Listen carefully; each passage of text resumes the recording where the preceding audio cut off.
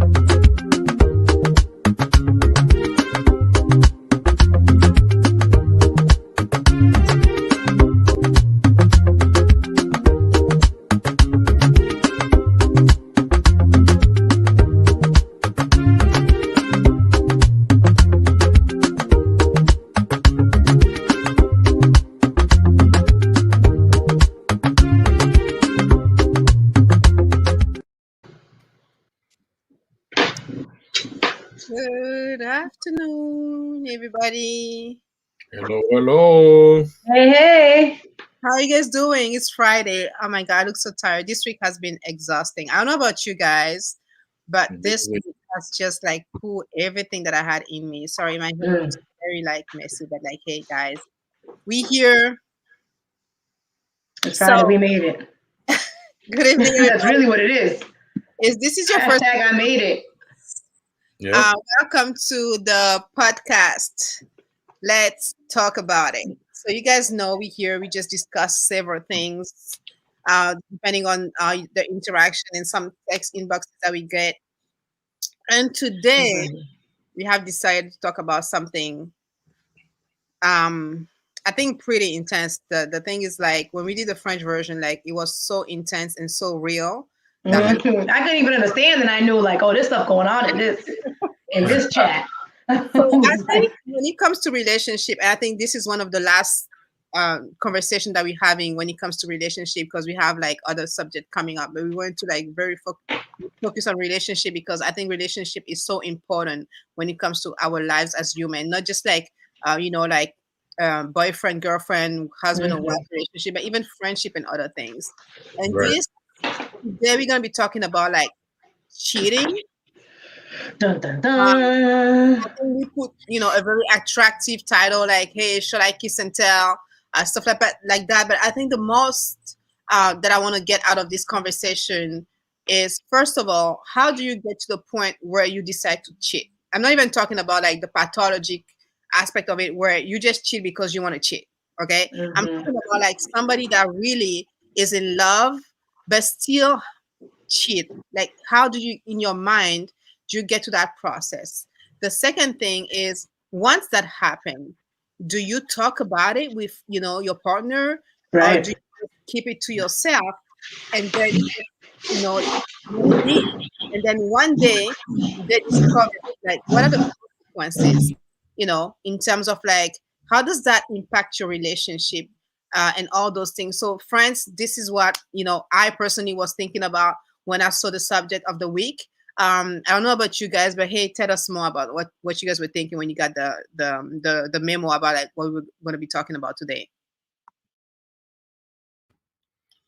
Yeah, I know for me, that's always like my first thoughts about it is how does that Deborah Cox song, how did you get That's a good one. right? And I'll be like, man, I always wonder if it's something that was like it was already in you to do this before you got into your relationship, or is it really something that came from the relationship? I mean, I'm sure that is both, but I don't know. I just feel like that was one thing. That was one thing that I never had. It never even crossed my mind to do. Not when I had girlfriends in school, and definitely not when I started thinking about marriage. I mean, even before I got married and I was just dating, I never was even the person who, like, once I started kind of seriously talking to a girl, I didn't even look at other girls, or it didn't even think about them. So that's something that is such a foreign concept to me, and I always am interested to hear the reasons why people do that. Like, because I've always heard, you hear the narrative, men cheat, that's what they do, and then they start the hashtag Black men don't cheat, because it was like, almost like a protest against Black men having this narrative of being just habitual cheaters and all of that kind of stuff. So for me, that is always like really a baffling thing, because that's never ever been a part of my my mindset. It's never been a part of it. So for me, I really am interested to know, where does it come from? Like, where do people begin to have the thoughts that they're going to cheat on somebody?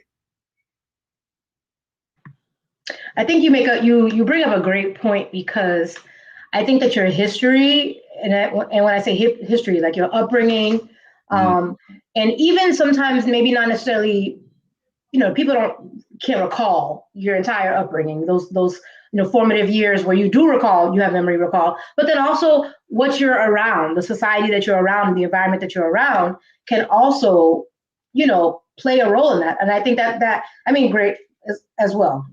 Free will is a thing. You know what I mean? Like, everybody has the option when you come to that crossroads.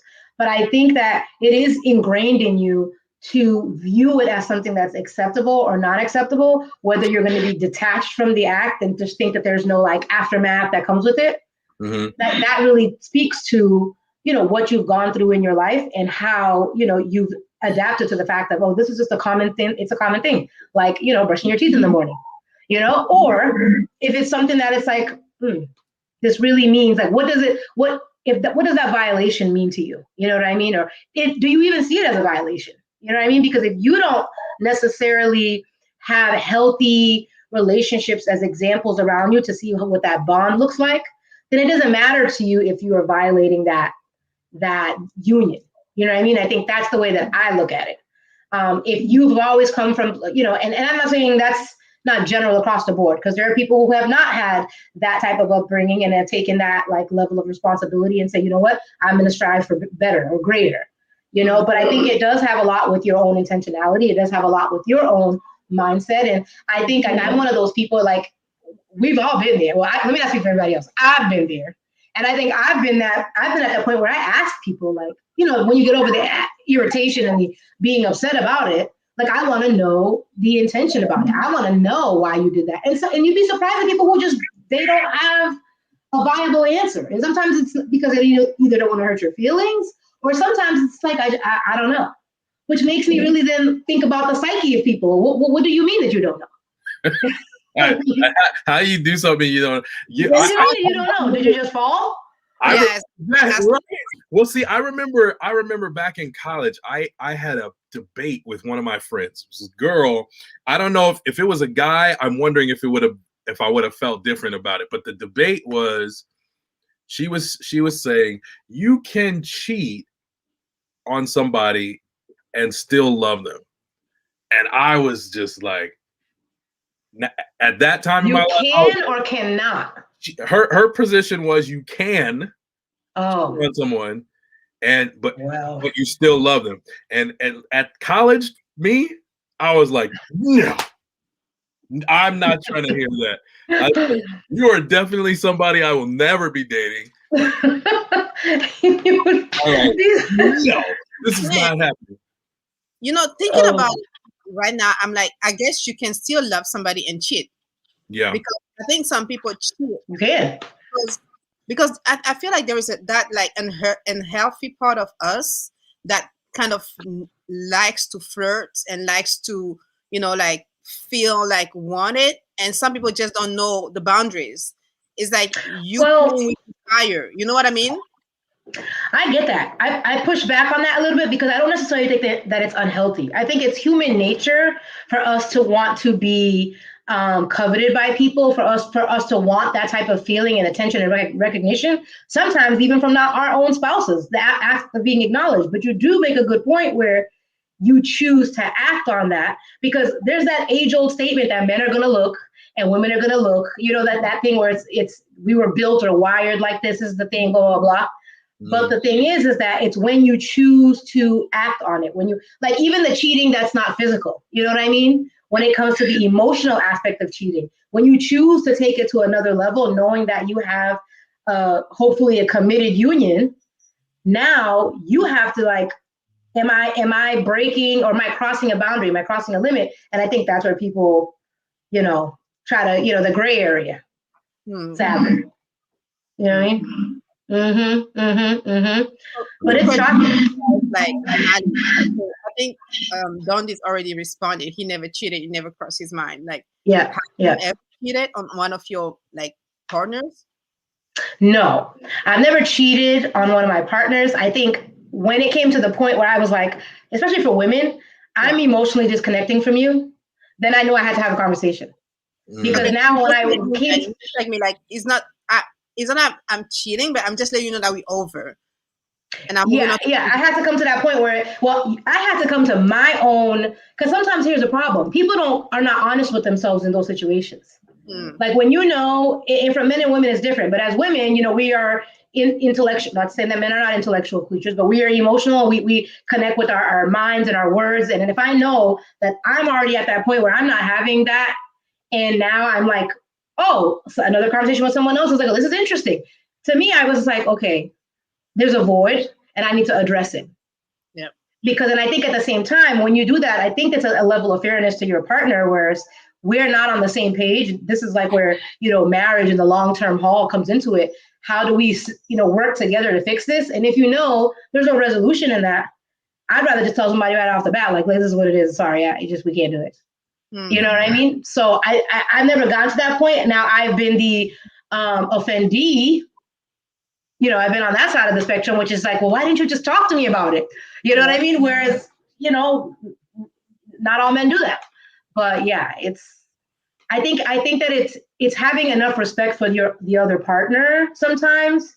I mean, and when you're young, you don't really care. But I think because it's happened to me before I even got far in my relationships, I remember that feeling. So for me, I was like, I wouldn't want to put this upon somebody else. So I'd rather tell them, because it's an ugly feeling to have to deal with it when someone does it to you and it's out of the blue. You know what I mean? Absolutely. Yeah. And I think I'm pretty much in the same boat as you. I've been the one that happened to, like, even more than once. And here goes my next question then, like, when it does happen, right? Do you have a conversation, or like, I think you, like, when you discover that it happened, right? So what happens from there? You discover it, or or right, exactly. Hold on. Go gadget. Let's do the two aspects. Let's say that you happen to discover that some cheating is going on, either or, like, either emotionally or even like physically, that it happened, maybe once, maybe more than once. Like, where do you go from there? And the second case, the person come to you and just tell you what happened. Like, how do you react? I think the reaction in both cases personally will be different, but like, how do you guys handle that? Whew. So for me, if I find out about it, I'm gonna let's see. Was my face obvious? Yeah. See right there. Was my face obvious? I said, wait, what? Real quick. I just said, catch myself real quick. That was a real moment. If I would, I think as I have matured now, I would not react right away. I would take, a minute to at least a day and try to process what's going on. Because for me, I kind of like play scenarios out in my head. Like, I'm a writer, I write skits and plays and stuff. So I actually will go through and I will do a whole little scenario. I'll be my part, I'll be the other person's part, and I'll kind of do that. And that's sort of, it's almost like therapeutic to me, because it helps me better articulate how I want to get whatever point across in that moment. But I am also very direct, so it's not going to be long before that gets talked about. You know what I'm saying? Like, it's going to happen in that week that I find out. Within those next 7 days, the conversation would happen. Nadia, I can see your face from here. Like, I said, did he say a week? I'm thinking 2 minutes. WEEK. Did he say a week? I was like, let me sign the word. I said, you're good. You're good, sir. Because it's one thing. I mean, I don't want to cut you off. If you're done, I will. I'm good. Go ahead. I mean, it's one thing if you come to me and we talk about it, and you're telling me that I can acknowledge, like, it's a sucky situation, but you have the courage to come and say, this is what I did. So there's some level of accountability. However, if I come to the point that I find out, like, just by, and sometimes it's the worst when other people tell you, you know what I mean? So you come to the point where you find out, we are addressing that thing that right then and there. Mind you, My 20-something self would have been like, oh no, right now. Now that I'm a little more, seasoned, I might be like, you know what, let me give myself an hour or two so I can zen, get myself in a space where I may not say something I regret, and just like, okay, process, and then do that like silence, but like, oh no, she's here calm and this is a problem.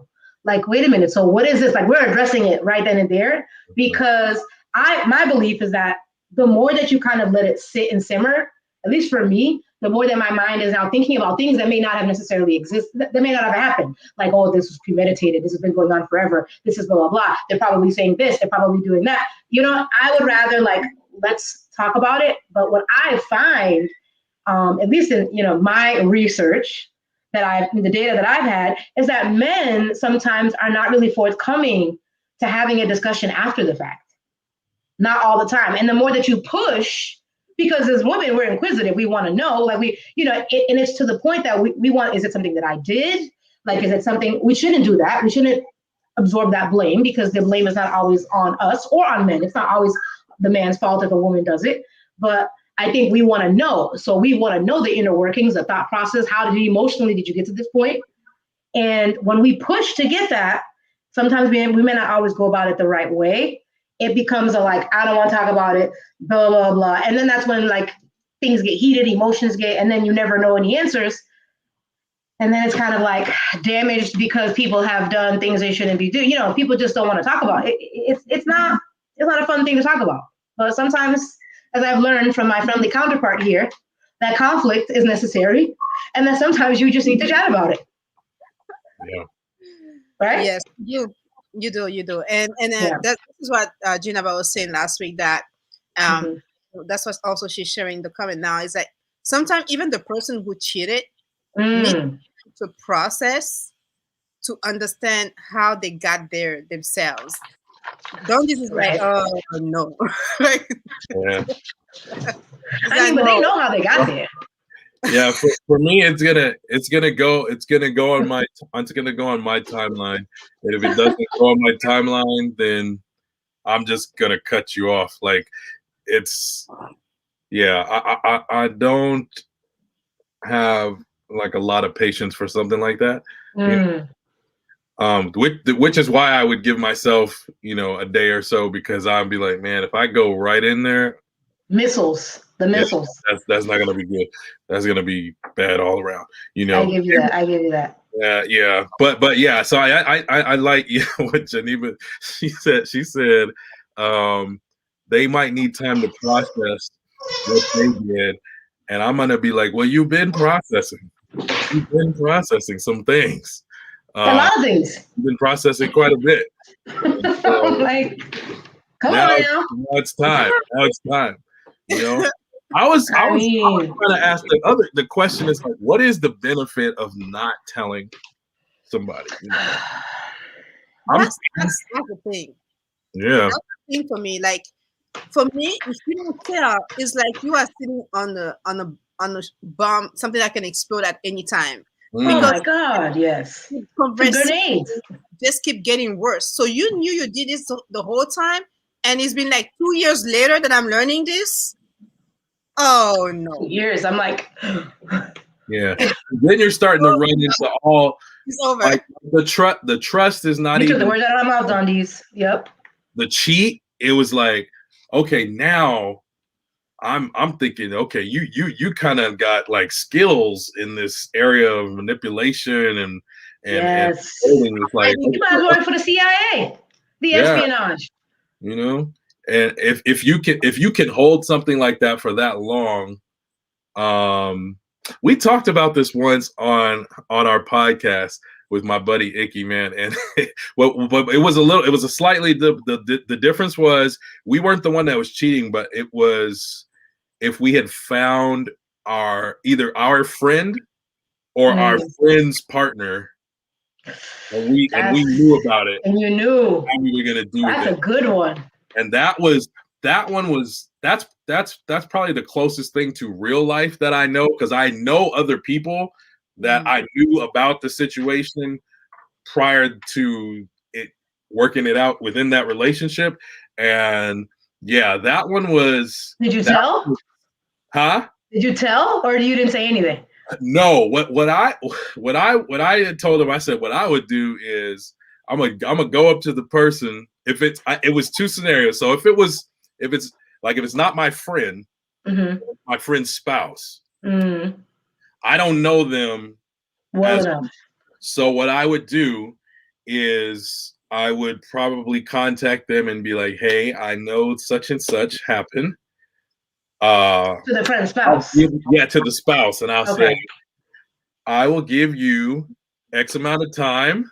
If you don't say something, I'm going to say something. And when it's close to that time, I'll call them again and be like, have you talked about it yet? Because tomorrow is the day, or whatever it was. If it was my friend, I'm coming up to the table right there at the restaurant, and I'm just gonna act normal. I'm just like, "What's up? What's up, Nolly? How you doing? What up, son? Hey!" And then I'm just gonna say bye, and I know later that day you're gonna be like, a call. Hey, player.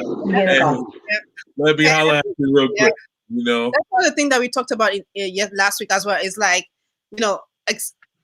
out of the fact that is you cheating or you being cheated on, like if you knew, what would you do? And that was if it is something that somebody that is close to you, like Nali, you already know. If girl, you don't please. Like, oh man. I would have sat down at the table with y'all. So what do we have it? I don't care. It's just like we about to come eat. Excuse me, man. And you're paying for my food. You're paying for my food. We about to all eat today. And I'm gonna get to know this person. Hey, how you doing? Exactly. But somebody that I don't know, I'll go just like that's different. Right. I'll be like, hey, listen, hey guys, how you doing? So that you know that I saw you. Hey, how are things? In your face. But I think it is extremely important to be honest with yourself, and like also to your friend or friend spouse, whoever the person is, to address the situation. Because I know I can live it myself with knowing that. And Nali, you better, if that thing happened, you better tell me, girl. Otherwise, like girl, listen, in this day and age, I'm texting, tweeting, sending a Snapchat, Facebook, Instagram. I'm sending all of those things. Hold on. And actually, I've been that person before, and I've done it. And were the informer? Well, I was the informer, and I was so mad because here I am watching out. And it wasn't necessarily the person that was mad, but the situation turned ugly. And then was like, well, why did you come and say that? And I'm like, wow. Yeah, that's the trick. That's the trick. And I wonder if it's that way with if it is you and you're like, if I tell the person, are they hurt? If I'm holding it back, is that actually, should I wait to see if we get better? But then what happens if you get better? Then are you going to just never tell them? Exactly. Because then now you become that person that blew the whistle. So now the spouse or the other person is looking at you side-eyed, for a while. And then at the other times, it's kind of well, if this happens again, do you still want me to tell you again? Because clearly it's, you've worked it out, which is fine. But do I want to stick myself in this again next time that, if there is a next time? It's kind of what if it's in your relationship? Yeah, let's say if I'm the one who cheated, and I'm like, oh man, I don't know if I want to tell them. This is gonna break their heart, and then our relationship gets better. Then that's still weird if you don't tell. It's still weird. It's still weird. You waited that whatever good you have now worked out. I feel it'll just blow up. The drop of a dime, because you know what that does, that now puts into question every good thing that you have done and basically the validity of it, because have you been doing that because you knew you had this thing that I didn't know about? Yeah. So were you trying to was it me or was it the guilt from what you did? What was the true, power source behind your behavior? Yeah. And so if in the case that you've put it on the table and then we get good and it gets better, then that means that, we started from a clean slate. But you're not really starting from a clean slate if I'm in the background because, for example, if you were the cheater and I was your spouse's friend and you guys are now great, but then I'm like, oh, but remember that time that he did A, B, and C? And she's like, what? You know what I mean? And that means that you've never had that personal conversation. Now I've said it to her. And so now everything that you've done has gone out the window.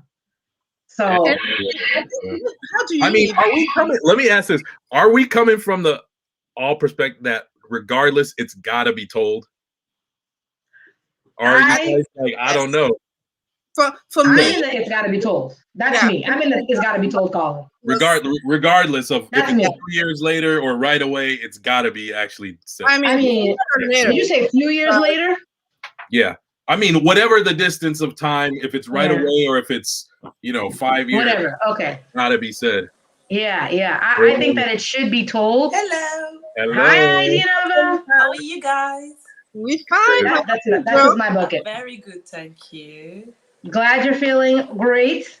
I'm good, yes. Just like my arm is really hurting a bit, but it's fine. Okay, good. Good. Well, Yeah. Awesome. Yeah. so yeah, girl, I listened a bit to what you guys were saying. And we had the same discussion in French last week, so I had a time also to think about what we said last week. And from the discussion we had last week and what you said earlier, there's one thing that I want to share, because for me, and last week I was pretty categorical of what should be said. For me, I don't think it should be something that you should share with your partner unless you really want to leave that person. For me, Interesting. Because, and as I was saying, I don't think it's going to bring any. And that's also coming to the fact that I was saying earlier. Sometimes the person who cheats doesn't know why she cheats. She cheated in the first place. So, and she needs to figure out why she did it. So when you cheat, sometimes it's because of several reasons, and one of them might be the fact that you're not happy in your relationship, or because you are looking for something else, or maybe cheating made you realize that that's exactly what you want in the first place, So for me, if that person is needs to think about it, you should give that person the time also to think about it. That's why you should not judge the person if she didn't tell you that she was cheating in the first place, unless it's someone, you have those professional cheaters, so it's a different situation. But sometimes some people just don't have a relationship, they don't know what, they're not happy in it, and don't feel comfortable in it, and they cheat and realize they want to stick in that relationship, and if you come back into your relationship realizing why you cheated in the first place and the relationship worked perfectly, I don't think it's worth telling the person, yeah, I cheated, but now I'm fine, and then we can move on. Even though if you did the work, if you realize that there is some work you need to do on both sides, yes, you can go and tell the person. But unless the work needed to be done by yourself, I don't think it's worth just sharing with the person. I don't know if it's clear. But besides, there are some people, for example, if you cheat to someone, and then you realize that you're not happy in your relation, that you need to move on, then you can go and tell the person, yeah, I don't want to be with you anymore, and I cheated. That's made me realize that I need to leave you. And that's also a different situation in which I think it's worth just telling the person that you need to leave and that you cheated. Yeah. I love like Janeva's perspective, but I would agree to disagree on this, because for me, regardless if I want to continue the relationship with you or not, I want to know, because for me, it's part of us building the trust. Because if I don't know, if you don't share that with me and then let me decide if I can take it or not, then the day I figure it out, that's going to be an issue, because the trust would have been broken. So for me, it's important that you tell me before I discover it, because I'm really huge on trust.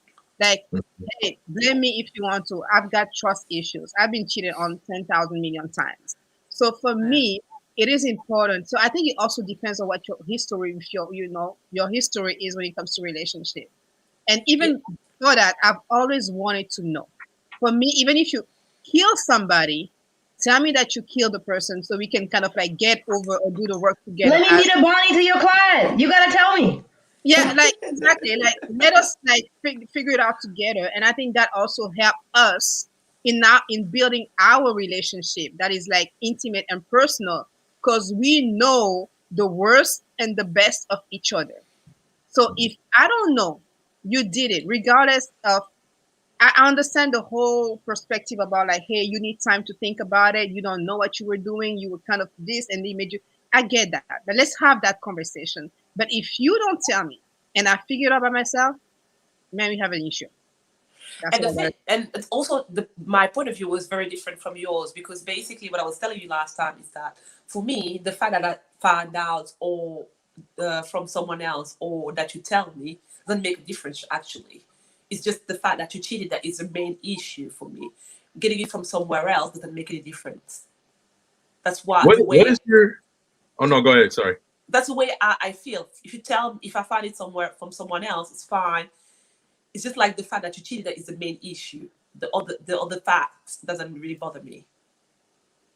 What is your thinking on like how do you think about trust in general? Because that was one thing that Carlene was talking about, like the issue is with trust, and I think for me it would be that same way too. But Actually, for example, for me, the fact that the person cheated, that's where the trust issue lies. If you cheat, yeah, we have a trust issue in there. But the fact that you didn't tell me doesn't change the picture actually. So it's like the major fact is the cheating. The fact that I got it from somewhere, it's just like I don't really care. But what Yeah. if you hear about it like 5 years or 10 years later? It's a negative. It depends on how the relationship evolves. For example, if the person, like, as I told you, like after the person cheats, and then afterwards she realized that she's happy in her marriage and she want to stick to that marriage, for example, or the guy just realized that he's happy in his marriage, just to stick to his marriage, and he takes every step to make it right. If after 10 years you discover it, that doesn't really change the fact that he made every step to make your marriage work. For me, it doesn't. Because he or she made a mistake, and he worked in order to fix it. Even though he didn't know about it, he fixed it. So it's about forgiving. I think it's going to take some time, but it's like it's going to be exactly the same if I had knew 10 years before that he had cheated. It's just like some work to be done. Maybe a shorter effort, because I knew that the guy, even if he cheated, wanted to stick with me and made every single step to ensure that it's going to work between us. If the guy after cheating with me was just like a disaster, then it's a different story. So But here's let me add a little bit of a wrench in the story as well. So here's what my take on it, because I hear what you're saying about like not saying anything, he fixes it 10 years down the line, you guys have worked it out and you're in a great place. yeah, I think my interpretation as well is that there's a spiritual element to it. Because when we make a commitment and when we make a union, and now that you have shared that, you've kind of, that covenant is kind of now been, whether I know it or not, that covenant has still been broken to a certain degree. Because now you've shared what is ours with someone else. Whether we've come back and we've worked it together, I think for me, spiritually, even in that sense, now there's another party involved. So it kind of cracks that union a little bit. And I would rather know about it, because then I have the choice to say, okay, this puts into question not only the fact that there's like some level of physical whatever, but the emotional component of it. There's something that we're lacking that you're trying to fix yourself, rather than coming to, we as a union, let's address the issue, because maybe it's something I'm doing wrong. And that's what I told you, or vice versa. You know what I mean? If there's something that you're trying to repair, but you're kind of trying to doing it one-sided, and I think ultimately down the line, spiritually, like even if I found out 10 years after the fact, 10 years from now, physically, it ain't going to matter. But spiritually, I'm still going to know that our union was kind of, tore up from the floor up at one point, and you didn't trust me enough to say, this is where I'm coming from. I'm feeling this way. So, I mean, I get both sides of the coin. I see your opinion on it. I think that It depends. You know what I said earlier also was that if the Mhm. person, like while thinking about the relationship, realizes that something needs to be fixed on both sides and comes to, that's when that person needs to come to you and talk to you so that you both can fix it. That's something that essential. However, sometimes it depends on how the relationship is. Maybe sometimes it's something that needs to be fixed at one end and not at both ends. So that's where I think it's not really useful just to come and tell the other person that something needs to be fixed. And besides, when you were talking about 10 years later and the fact that the relation has been broken, for me, I just only try to fit. It's I'm maybe way too positive, but I will be focused on the fact that this is working fine and that's its history, and then try to build on the future instead of just like trying to lay on the negative grounds that we had. That's why the way I'm thinking about it, maybe. And that's maybe the way I was also built, because basically when people do stuff that are, and I'm really attached to those people, when they do something that is really bad or negative, what I try to say is that, okay, they did it because they had a reason to do it. And I'm not here to judge them, and I'm here to help them to grow. So the target and the aim of it is just like trying to go together, even though he did something bad, and just like move on and just like try to achieve something greater. That's where I see the things. Because I know some people around me, they did some nasty things. And I think that they just didn't wake up one morning and just like decided to do it. It's because they had something that just like brought them to it. And you have to understand why, and just not focus only on the results. So that's my way of thinking, I will say. Mm. For I me, don't for know if it's example, the clear. why is an issue. The why is something by itself, like why did that happen or how did that happen. But the fact that you decide not to share, if we are partners and you decide not to share that information with me, that's a whole different issue that has to do with trust and building together, because from there it's going to be hard for me to trust you with other things. And here's the thing, like, kind of answering a piece of the question, like, where do you go from when that thing happened, right? Like for me, where do I go? It takes a lot of work.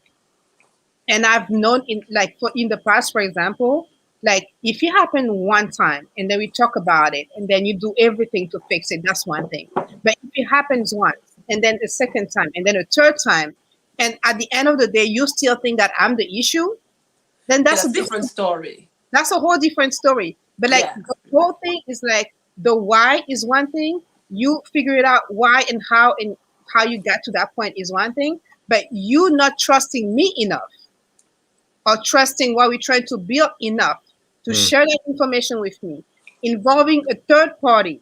That for me, at some point, like the moment you cheat, we're not two anymore, we're three.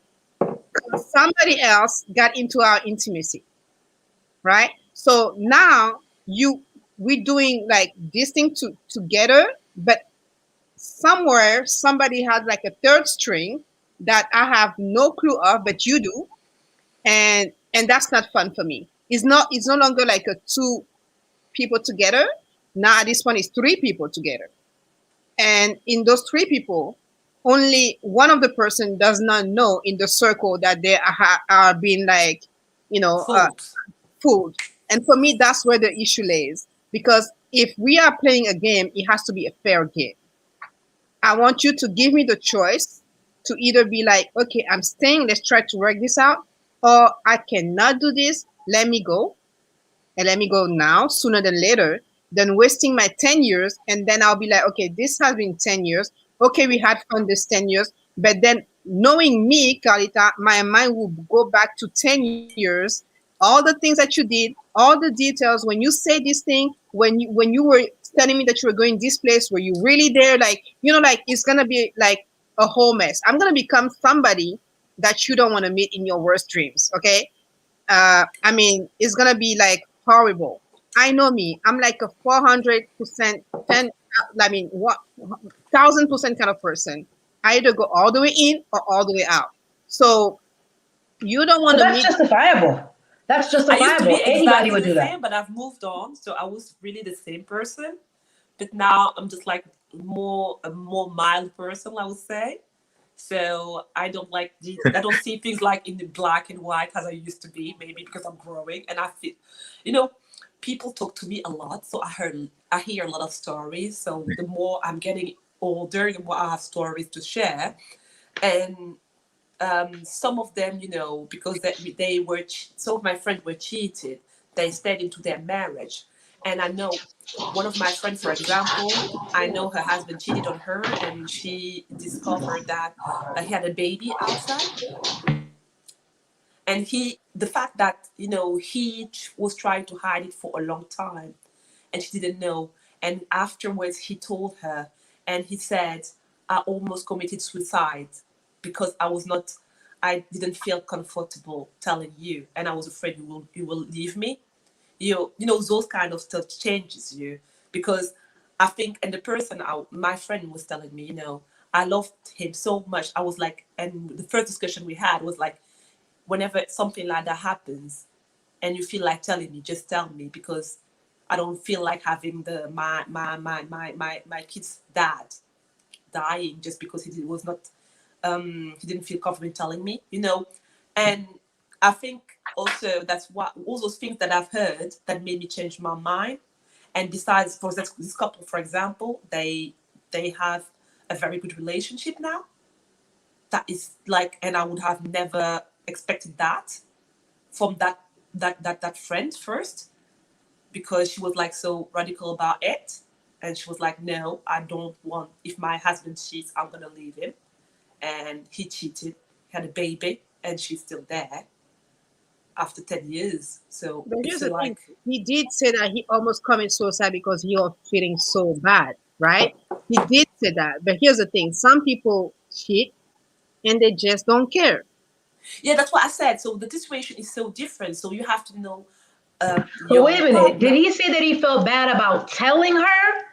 Because he didn't feel bad about cheating. He felt bad about having to tell her. Of course, it's not about the cheating. You Yeah, you're yeah. scared about the person who's going to be. I'm like, the because he emotional cheats. level is different. It's different, yeah, Yeah. of course, because he Yeah. was scared about losing his family and his wife and everything.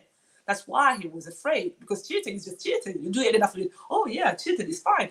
But then the consequences are much bigger. And he was afraid of the consequences because he didn't realize the consequences while doing it. He was so caught up in his thing, So that's the whole point. So, and the fact, and when I was discussing with that friend, she was telling me, the guy, he was willing to take every step to improve their relationship and make sure that this doesn't happen again. And they had to go into counseling and work on all their issues. And I know it worked. So that is something that also made me think differently on how the relationship work, And I have some other stories, many other stories about friends who cheated on their husband, and just because they wanted to feel like more, they were like in their 40s, they want to be like feel more attractive and things like that. It's just had nothing to do with their husband and the love they receive from their husband. And for example, I know that they won't be leaving their husband at all because they're happy in their marriage, but they want to have more attention. It's just that. How do you address that? Can you go to your husband and tell him, yeah, I cheated because I want some attention from other men just to feel more woman? Or I don't know. I don't think it's something fair. But here's a question though. What was the husband doing for her to feel less than a woman? That needs to be addressed. I don't think it has to do nothing with him, because basically I think, when you have like the 40s crisis, she was like having her 40s crisis. She like needed to have some surgery, feel like all her body fixed, and feel That's an identity crisis on her own. Yeah. You took the words out of my mouth. I was like, okay, no. That's Yeah, exactly that. So you can't say that the husband has to do something about it. It's just her having her own crisis, and she had to deal with it. What was she? Yeah, But it but was the don't husband that you- was cheating, not her. It was the husband that was cheating, or was Oh, she the she one? was. She. She was. Oh, she was cheating. Okay. Yeah. Yeah. So that's the onus falls on her. Like, Yeah, you see.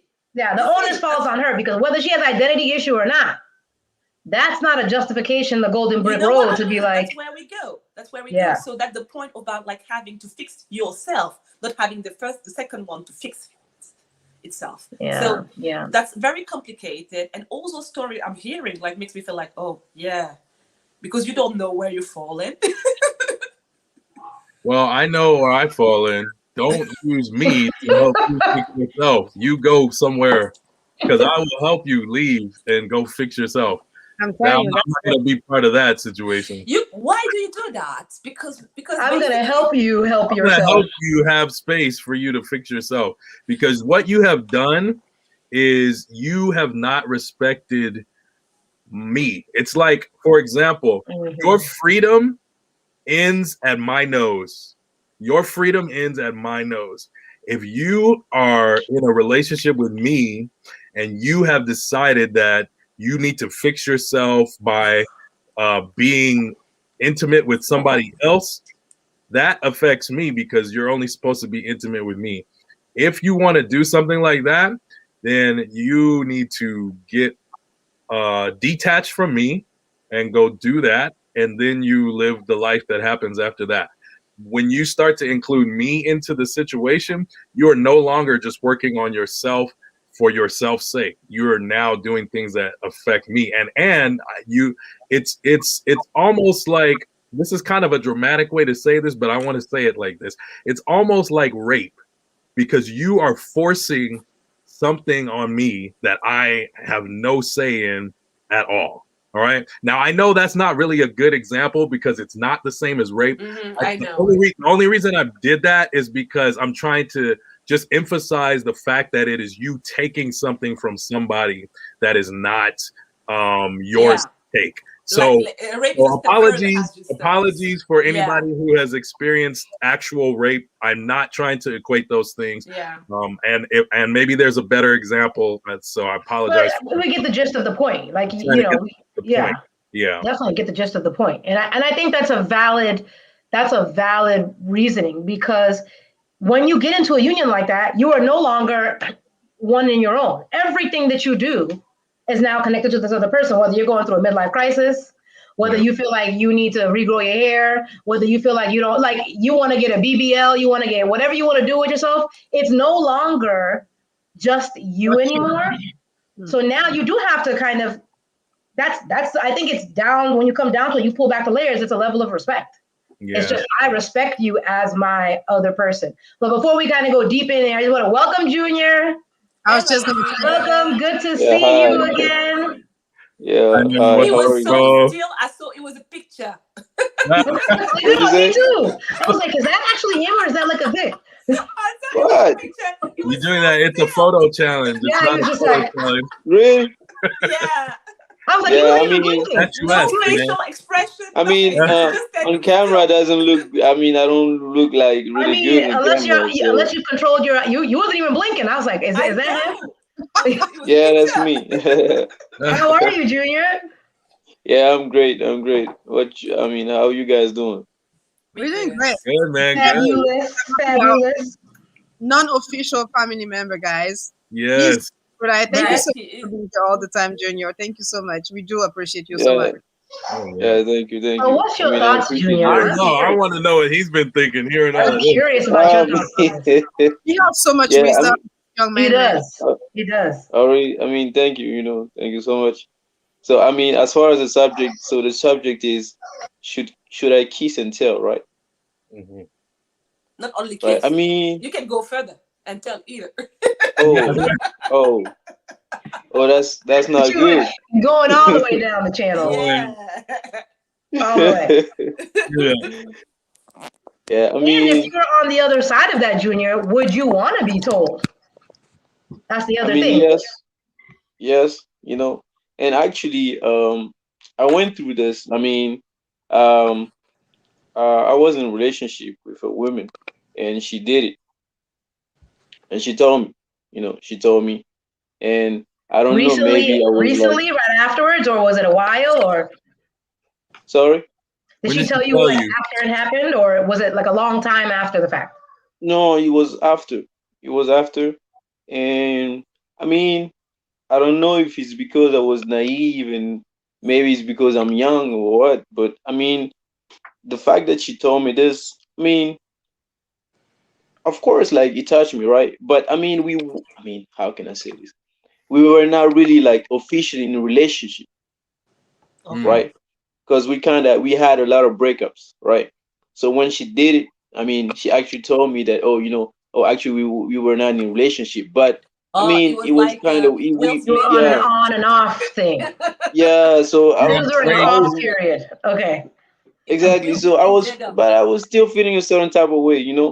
Yeah. But I mean, the fact that she told me this and she told me that I want to tell you this because out of respect for you, even though we are not officially in a relationship, and I'm not saying that to you because I want us to get back together, but it's just for respect because I mean, I mean, we try our best to be honest with each other, and I feel like if I don't tell you this, then I'm not gonna feel good, and that's it.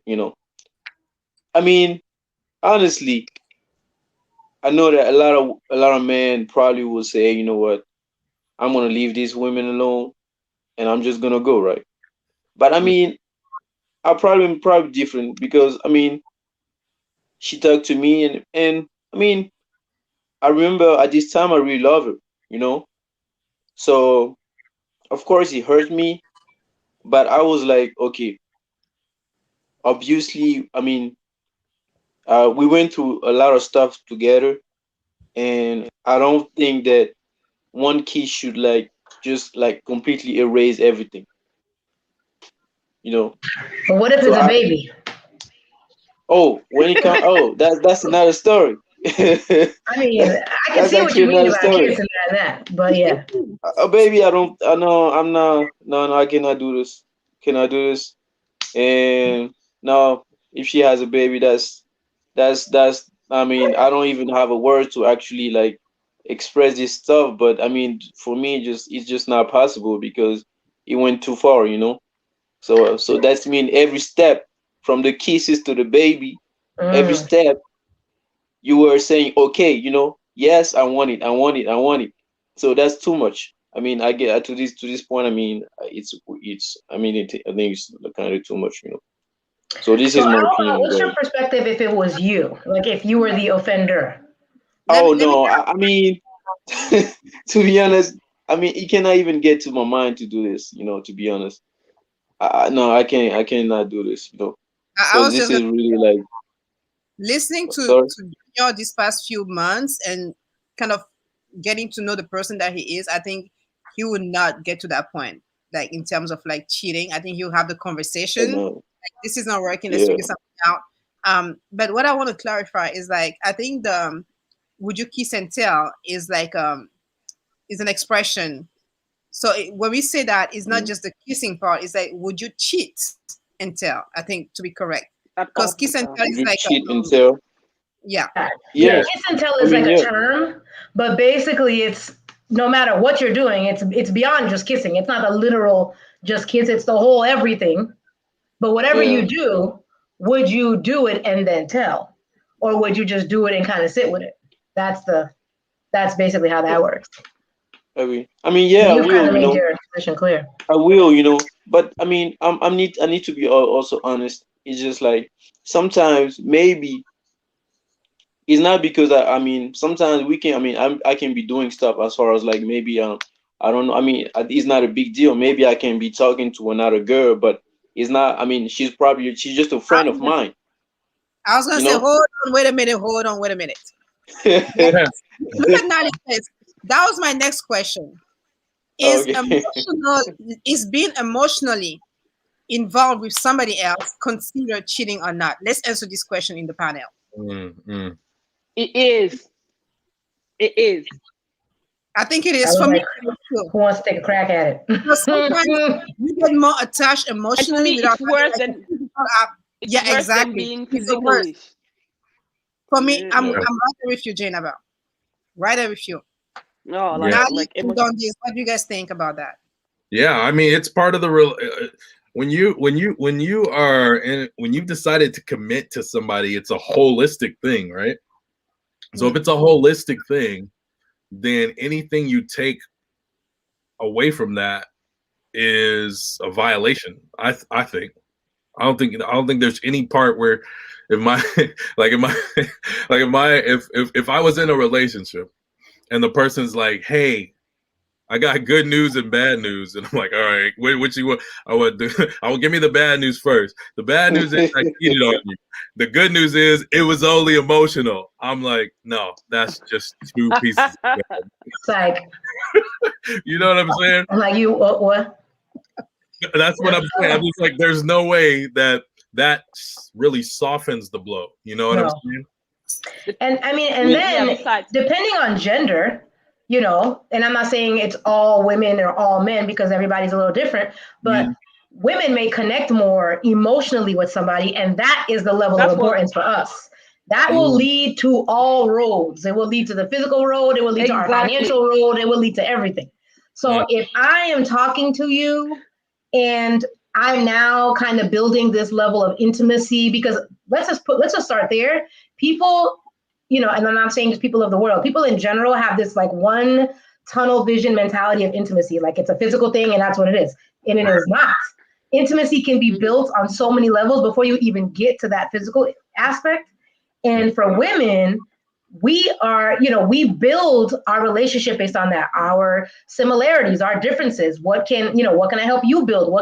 You can help me build. We grow by getting to know you, you know, your psychological self, your personality, all of these things. And if you're telling me that, oh, you know, I didn't sleep with them, but I'd be sitting on the phone with them for 4 hours at a time, for me, like that's problematic because sleeping with them is like, that's 3 minutes. Oh, 3 I mean, minutes? that's a bad thing if it's 3 minutes. But anyway, that's 3 minutes. You know what I'm saying? We gotta make what them I'm look saying real bad. We is, gotta make them look extremely bad. No, I'm just saying. 3 minutes. I mean, 3 minutes is bad. That's a whole. That's a different topic for a different day. Yeah. So what I'm saying is, if that short period of physical, you know, intimacy compared to your 4 hour chat of different things, you're finding things to talk about within a 4 hour window, which means that you're learning more about each other, you're growing, and now that's the kind of thing that you'll be at work and you're thinking about this person during the day. Or you're going grocery shopping and you're like, oh, I know this person likes these type of cookies. I'm gonna get those. Because now that innate sense of like establishing this core of relationship, you've now built that because you know what this person likes and doesn't like. So I agree. The emotional component is far more dangerous than the, you know, we'll just say it in a lapsed period of time of, you know, connecting with someone physically. That's how I see it. Like a more. But you were talking about friend, Carlita. Is that what you were saying? Did I go out the channels? Were you talking about having a friend? Can you give the man like an hour? Because 3 minutes, I'm still shocked. Girl, you'd be surprised. The point, what I'm saying though, you'd be surprised. But I think you were saying something about like if they had a friend. No, I think. Go ahead. I was talking about the emotional part, but what Junior was saying is that he has female friend that he's talking with. That's why I'm like, wait a minute. That's right. That's why I made the face. Like, wait a minute. That's a whole thing right there. No, I'm just like, because I'm kind of confused, like, because you guys are talking about emotional, so I'm like, whoa. So maybe that's cheating as well. Do you not think that's I'm interested to know. Do you not think that that's cheating or? I mean, most of the time it's just because okay, honestly, I'm a kind of person I easily talk with people, you know, and and sometimes as far as women, some women end up like me, but it's not. But for me, just like we just having a good vibe, you know, we just like being cool, you know. For you, but I get that. I'm one of those great vibe people. For you.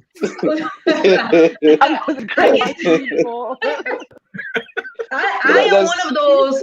I give off a great vibe, and people want to talk to me all the time. I get that. However, I have boundaries because if I know that I'm in a space and it's a married man, we're not going above a certain level of conversation and getting all that because that leads to other things. So I think that what you're talking about, I agree with. There's nothing wrong with having conversation and being that person that is personable and you have connections with people. I can't speak about being married and having female or male BFFs because that's a whole other ballgame. Let's have Yeah. a conversation within this conversation. Is it okay to Can I have have a best friend from the other sex? While you're in a relationship. I mean, when you're married, yeah. Go ahead, Janaba, go ahead. I'm interested. No, I was talking about the story because basically when I was really, really young, I had this guy, he was pretty famous and he was hitting on me, but I told him on the very first place I wasn't interested. And so, but I said, we can be friends, and it was really, I was thinking about being friends, I didn't like him anyways. And so we were having coffee sometimes and just see each other sometimes. And he cut all those meetings because he told me that I'm falling for you and I'm married. And he told me he was married. I was not interested in the first place anyway. Wait. He was married? Like, God sakes. Yeah, that's a He whole was married. Yeah, And he was like, wait. You see? And the guy, and in the first, I was not interested at all in the very first place anyway. I had told him straight away. And he was like, okay, we can go and anyway have coffees and discuss. And so when we started having those coffees and those dinners sometimes, and then at some point he said, no, we can't see each other anymore because I'm falling for you. I was like, and I'm married. I was like, really? You see? And that was so ridiculous. Oh, did you not know that in the beginning when we were first hanging out? Like, I don't understand. Why were we hanging out? No, not you, him. If he didn't know that, like, yes, if you were married, like, sure. yeah. But let's that was on him, to be honest. Right. That's funny. That's funny. And we're really You want to tell me we can't hang out? You the one that's married, sir. You can't hang out. You can't hang out. I don't want to hang out with you anyway. That's what she said. So we can just be friends. Yeah, oh no, that's funny. That's funny. You see? So You're- when you start to know people, you start to feel some stuff for them. That's a valid point. And I think it like leads to that discussion You about share some stuff. being friends. It's tough. It's tough to be married or be in a committed relationship and have a certain level of friendship, but you know that it has to stay because as the more you spend time with each other, you'll have this relationship, you have this bond. But if you're married, it can't be the same level of bond that you have with your partner. I don't think there's anything wrong with having friends, but you just have to know what those limitations and boundaries are on that friendship, and it's not something that you're keeping from the person that you're in a relationship with. Exactly.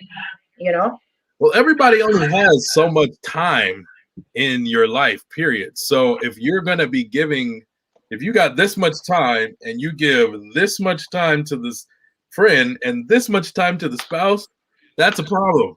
Mm-hmm. You don't even have to think about it on the sense right. of one, like, okay, it's the opposite. And as you think, things can happen because you're spending time together. Just the fact that you're prioritizing time with the person that's not your spouse over your spouse, that is already like an issue. I think that's more of an issue than if it's opposite sex friend. Mm-hmm.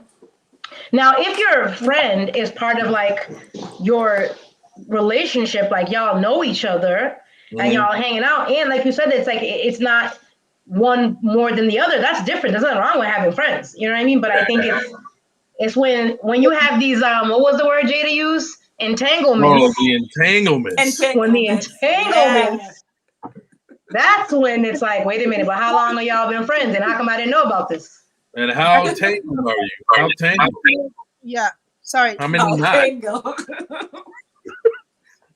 You guys are crazy. Sort of like you being honest. One knot, or we? I mean, on this, I cannot.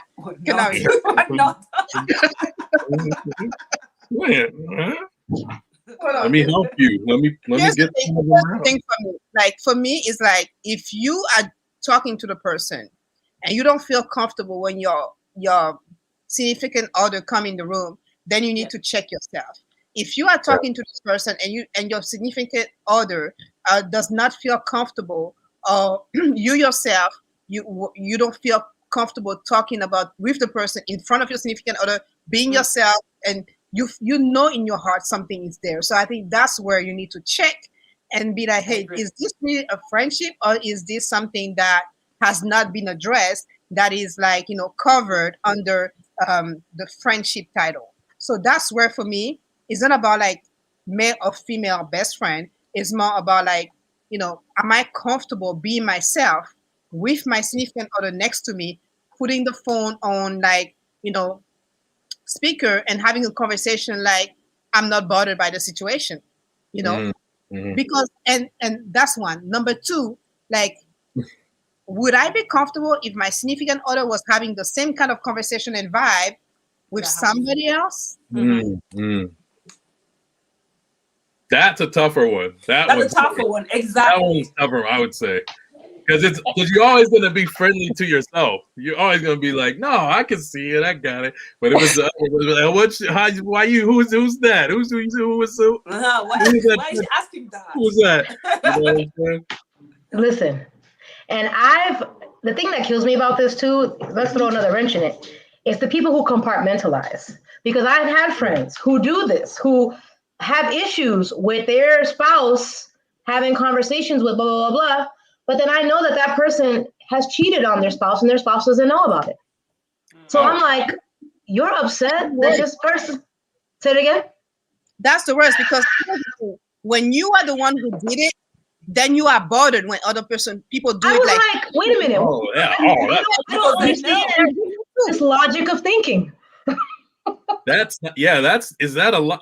logic. I was like, what? You have an issue with who they may be potentially talking to, but you know that you have cheated? I'm telling you something, because I've been discussing with my husband, and it was a story I told last time, because this guy that was married, and I know he was married because I knew him before he got married, and he knew also I was married.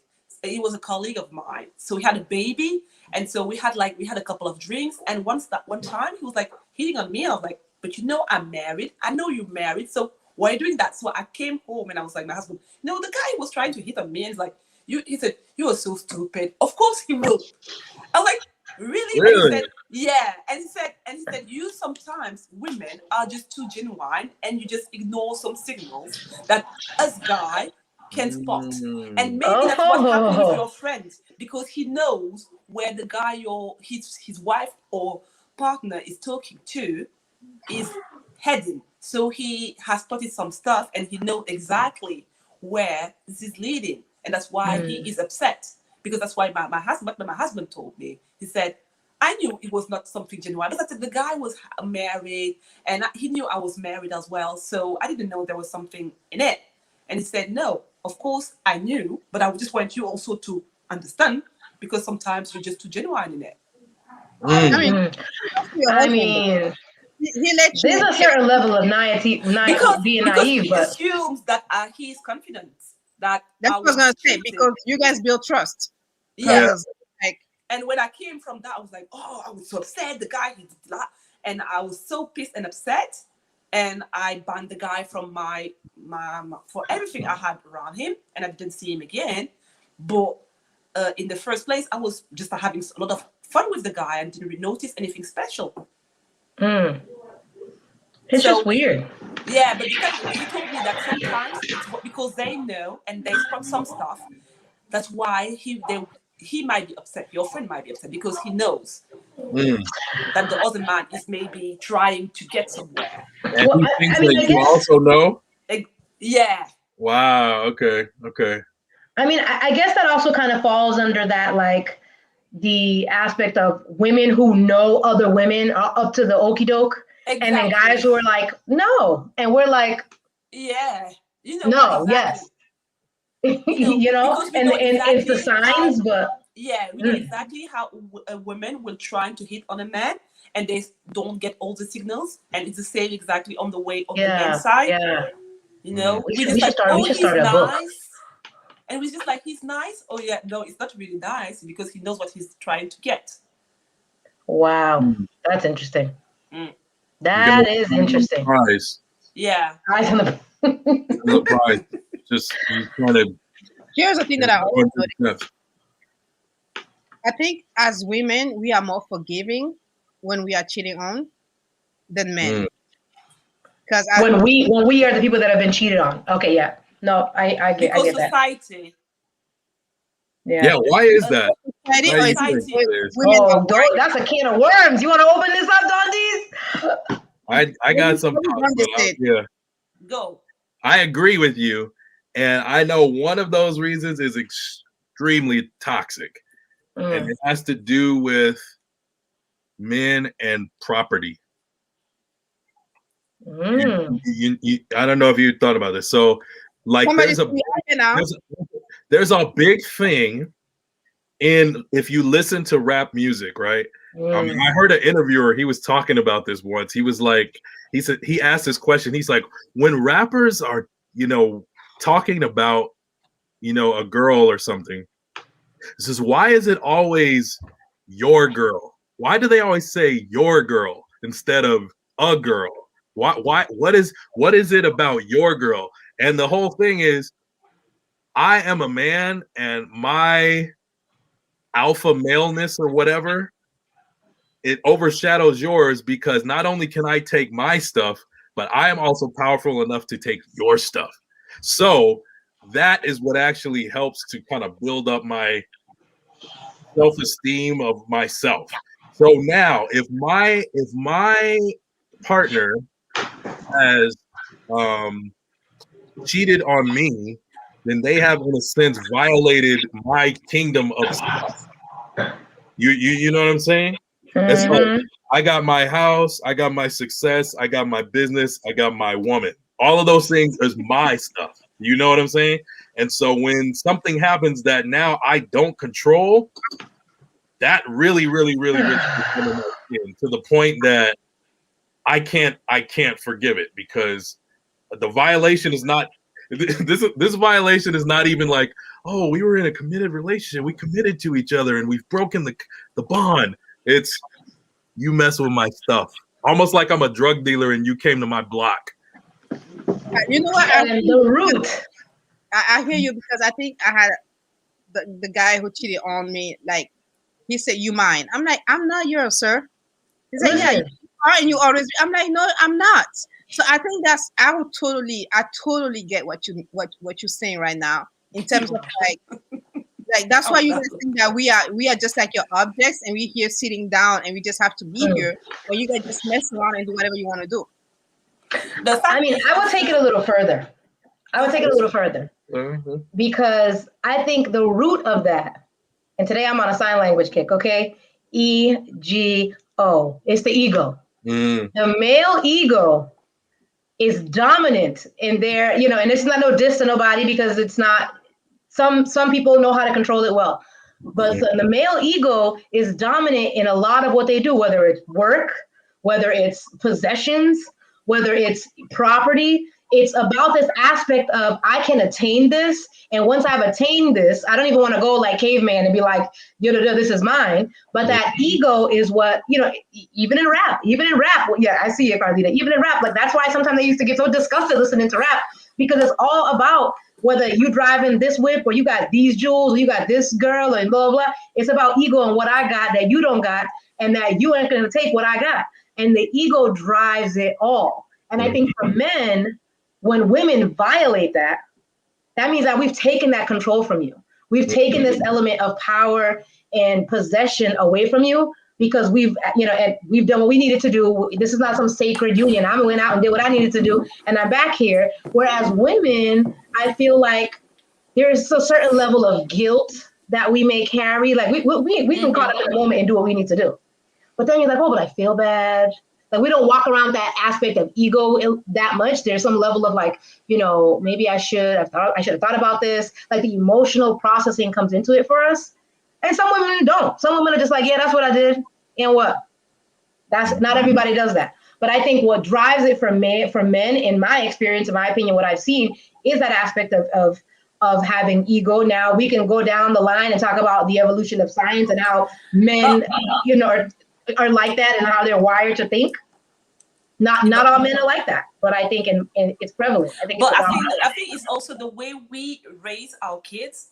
And to be fair, I have this discussion with my daughter once, And she told me once that, because she's a little girl, so it was really funny because she told me that a guy she was in love with one of the guy in her classroom, and that she doesn't want to be with him anymore because he has too many girlfriends.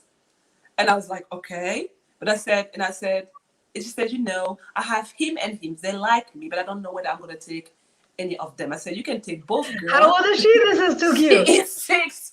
She was 6 at the time. Now she's 7. And I was like, I love it. You can take all of them, girl. You're allowed. Because he can have all of them, you can have all of them too. And she was like, okay, cool. I can do that too. But it's the way also we raise our kids. I don't want her to take all the guys, but I just want her to understand that she's allowed to do what a man that empowerment. Yeah. And the fact is also because, and we're going back to our society, for example, the Senegalese culture, we raise our women to be in a place where they can see we tell them that the men are physically and emotionally not able to stick to one woman. So that's almost something that we tell all the women in the society. So whenever you go to your parents, you tell them, oh, my husband cheated, I want to leave him. They will say, oh, all the men cheat, so just stick to your marriage and just forget about it. And that's the way it works. So that's also something that is built up within the society and that need to be fought, I think, because they're supposed to be based on the religion, but the religion doesn't state it. It's just the way they translate it, and they just like put it in a way where go ahead.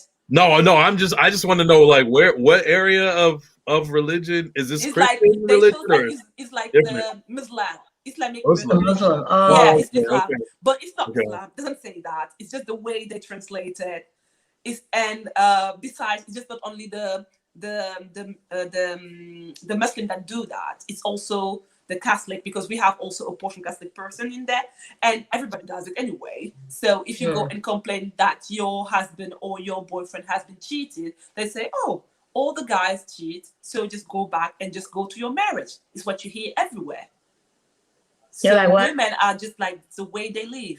And just to go further, so now we have this this TV show where they are showing the fact that a lot of women are getting married to all the men and then are cheated on them because they're getting married just for the money, and afterward they find a man just like on the side just for the sex. So we have a show that shows all stuff, and people outrageous like, oh God, we can't show that doesn't exist into our society. But everybody knows it exists, but nobody wants to talk about it because it is like normal and standard to have guys cheating, but no one wants to hear about women cheating because it's not something that we allow. Because it's not looked at as like, it's like you're supposed to be a feminine, docile person. Exactly. And I had this conversation with that once because he was telling me about a story about a man, and it's so funny. That was so ridiculous. Someone he knew, the man was married to a woman for a long time, and he tried to have kids, and he didn't have kids for a long time. So he got a second wife, and he tried to have kids for a very long time. And he didn't have kids. So he had a third one. And then all of a sudden, that woman had a baby. And I told my husband, I was 20 something. I told my dad, is he sure it's her? It's like, nobody want to talk about it. But everybody thinks the same, So everybody knows that that's kind of awkward that you had 2 wives, and none of them had a baby, and all of a sudden she had a third one, and then she had a baby, and everybody thinks the same, but nobody says that. Listen, we can't even open up the Pandora's box of the religion and culture that allows you to have second and third wives, because even in my short-lived experience in Africa, and people were coming up to me and they were like, oh, but I was like, what? You have a wife? I was like, I was trying to understand, why are you talking to me? Why do you think that this is it's common? So cheating doesn't exist because you could just go ahead and get another wife. I was like, no, it's cheating, because normally if they follow the religion properly, normally they should ask their wife first of all if she allows them to get a second wife. Second of all, they should So be there's not a first courting wife the rule. wife. Yeah, and then they should not be courting the wife. They should be going straight to the family and tell them, I saw this girl, I want to get married to her, and and when I heard, and I'm not sure about it because I need to read more about that, but I was reading that last time and someone posted it. It was like, normally what the religion was saying is that men should marry widows As their second wife? Yes. So that they have Because they can't be married as a first wife. Exactly. So it's like the scraps. Yeah, that was the I'm doing idea. you a favor. Yeah. Yeah. So Help if you out. she's a widow and if she doesn't find any husband and she needs someone to take care of her, then you go and get married and you marry that woman. The idea was not to marry a young girl that is 20 years younger than you. No, that was not the point. That's not the. So they're going about it jacked up way. Okay. You know what's crazy about that? Go ahead, Carlita. Go ahead. Very quickly to what Jennifer said. Like, the thing is also, like, I know in some cultures, like, if your husband died, you have to marry the brother. Yeah. The brother that you've been hanging out with this entire time. You become the brother of not the brother like that. The actual. No, the right. No, the actual brother. That's what I'm saying. Like his brother that y'all been brother-in-law this entire time. Yeah. Oh, okay. What if he's married? What if he's already married? But you gotta be a second wife, though. So now you will be the second wife. Oh no. You know what's so crazy about that? Those are very.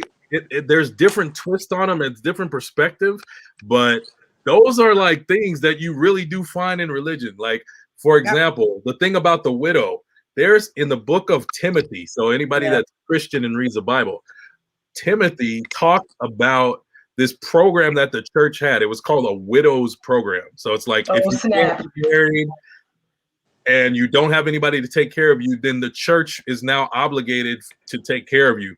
But the problem the reason why that it was like written and had to be stated like that is because there were younger girls that was like, or younger women that were like, hey, I can get the church to take care of me. I'm going to jump in this program. And the reason they would reject them is because they had the ability to still go out and get married. And it's interesting because that's kind of like a twist on this. It's like, no, you're marry the young girls because they can get anybody they want. Exactly. That's the story. They're supposed to get the widows and all that, but they're not doing that. And the same thing with the rule about marrying the brother or somebody from the same family line. Like, those things are all in the cultures of different religions and just kind of like embodied in different ways. And it's interesting. I had a question though. Go. Because so now you're coming into a realm that me as an American, I'm like, whoa, what? But at the same time, being in the world for a while, you're saying, okay, everybody has different teachings in their cultures. How does the cultural teaching of the fidelity, cheating, all of that, how does it bump up against like somebody's natural feeling? Or do you think the cultural teaching is so strong that it actually alters what people's natural feeling is? Like, do they still push up against it, or has it been so ingrained in society that it doesn't even feel wrong? Like they block their innate. I can't tell because basically I was raised at the basis of a monogamous family, so I can't really tell. And that's something that I was expecting from my husband as well. So, and most of but from the things that I hear from my friends, it's very difficult because, one of my friends, it was so funny the story she told me because she got married like 15 years ago, and her husband is pretty wealthy. And she told me that when they were back to Senegal for holidays, people were trying to hit on him and telling him, you get married and you're fine and you have enough money to take care of a second woman. Or have a second family. That's the whole story. That's what so if you are within all them, and that's something that really bothered me because in Senegal, for example, I know that there are loads of women that are unmarried that are not only that are targeting, and I'm saying targeting married men because Listen, them they women in know. Senegal are aggressive. I tell you, I've seen it. I was like, Yeah, so they ma'am, I don't target even the speak men. French. I have nothing to do with the situation. I've seen it, so I believe you. Yeah, so they Like they're target the targeted men, for real. and they because they know and they tell because they know the idea is that he's already having a family and he's taking care of the family, so he is stable enough and balanced enough just like to take care of me and create a new family with me. So that's all they're thinking. So they're not even targeting like single guys because oh, we don't know whether he can take care of family, but we know this guy already proven himself, so we can go for him. Wow. That ain't So even trying to give, not even trying to give him a the shot. wife is cool with it, or she was like, I don't like this. What Sorry, was her? I missed. Yeah, I was just saying. So the wife, like, was she like cool with it? Like, oh yeah, I get it. That's how it goes. Some Or of did them she? do live some of them do feel like it's normal and they're not bothered, and some other people are trying to fight it, and some of them are targeted because they're like, oh, you are a bad woman, you're a bad Muslim as well because you don't allow your man to take another wife. But this is under the Muslim religion. This is not like generalized Senegalese culture. This is specifically under No, Muslim. and the No, fact is just because that it's also in the general it's culture, I in would say. general. Like in Yes. okay. Because Yeah, Wow, I that's would that's what different. I say was. like my granddad was like I would say he was Muslim, not really Muslim. It's all very complicated. We have Catholic and Muslim and Christian, and my grandma was Christian, and he had a second wife, Wow, I even think though he that's wasn't interesting. allowed to, and that's the way it was. I And think for it is example, my grandma would have been able to go to would have been able to legally legally, how do you say it again? I forget my words in English and in French, to legally sue him, but she didn't do it because basically the society doesn't allow those women to go and sue the husband, even though she was legally allowed to do it. Wow. I think it's a society thing because, like, back then in Africa, I know, for example, like my great grandfather had like 20 wives, for example. And if Yeah. you go back, like, I don't think it really has to do that much with religion. Religion, Religion, Yeah. okay. but I think tradition made it in a way where a man can have multiple wives. Even talking about, like, for example, the widow situation, or like your my brother had a wife and my brother passed away. Now I'm inheriting, like his wife become my inheritance as well. So it's like one of those things, and I think that's always been engraved in African culture. It is manifested in different ways in different part of Africa, but it is a thing that it's kind of okay in people's mind for African men to have more than one wife, and I think that's where the issue lays, because then it becomes like a whole situation with families, when even in some families sometimes you end up finding out that this person that you thought was your aunt, for example, is actually You over here like what? and you guys are actually aunt on one side but cousin on the other side because the mother of the father married with whatever the situation is. And I think Mm. that's one of the traditional kind of thing. And I think it's not just in Africa. I think it It's does not only a religious thing. exactly, That's it. And exactly, and that's why also I was telling you that's a translation of the religion because they have inputted something that are cultural and local things that into the religion, and the fact is it's like the trying to teach to the younger women that they first of all, for me, for example, when I think about situation in our countries, one of the major issue we have is the fact that we teach to our women that unless they are married, then that's other people, you know, Hmm.